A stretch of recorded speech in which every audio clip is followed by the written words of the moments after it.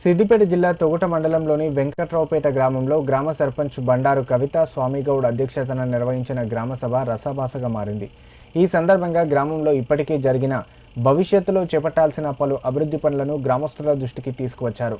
గ్రామ సభలో వివిధ శాఖలకు చెందిన అధికారులు పాల్గొని తమ శాఖల ద్వారా అమలైన పనుల వివరాలను ప్రజలకు తెలియజేశారు. ఈ సందర్భంగా సర్పంచ్ మాట్లాడుతూ, ప్రజాప్రభుత్వంలో అందరికీ సంక్షేమ పథకాలు అందించడంలో రాష్ట్ర ప్రభుత్వం విఫలమైందని ఆరోపించారు. దీనికి ప్రతిగా కాంగ్రెస్ పార్టీ నాయకులు గత ప్రభుత్వంపై విమర్శలు గుప్పించారు. ఈ వివాదం తీవ్ర రూపం దాల్చడంతో అధికారులు జోక్యం చేసుకుని ఇరు వర్గాలను శాంతింపజేసి సభను కొనసాగించారు.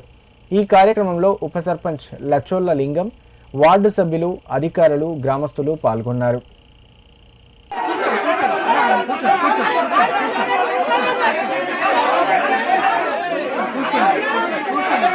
కూర్చోండి